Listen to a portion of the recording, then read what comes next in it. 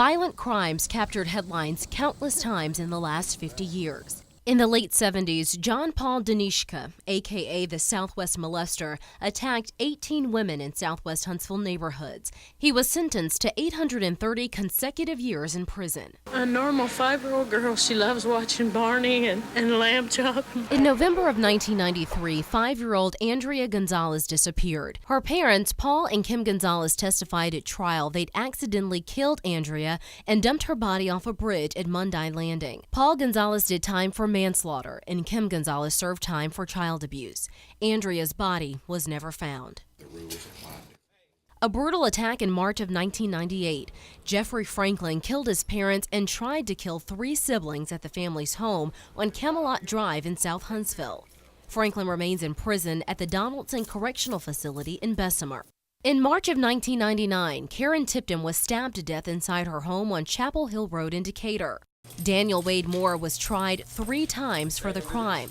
The first time, a jury convicted him and sentenced him to death. That was later overturned. A second trial ended in a hung jury.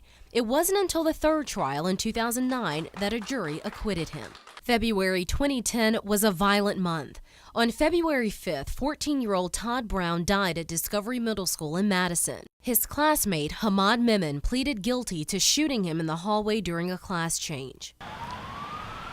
1 week later, on February 12th, Amy Bishop Anderson opened fire on her colleagues during a faculty meeting at UA Huntsville. 3 people died and 3 others injured. Bishop is serving her sentence at Tutwiler Prison for Women in Wetumpka.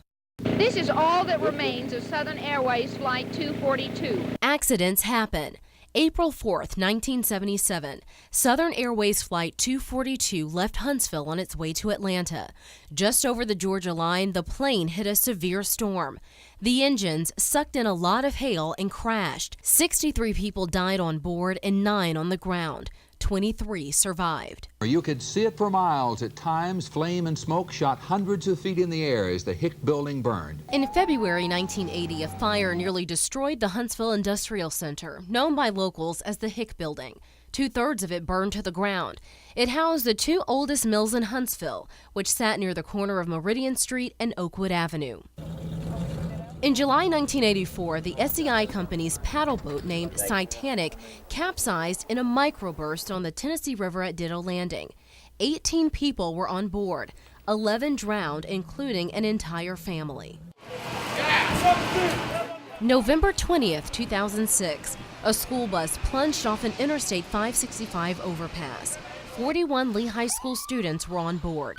34 suffered minor to serious injuries. 4 students died. The crash led to a 3-year statewide study on school bus safety. A task force ultimately decided students would not be safer on school buses with seatbelts.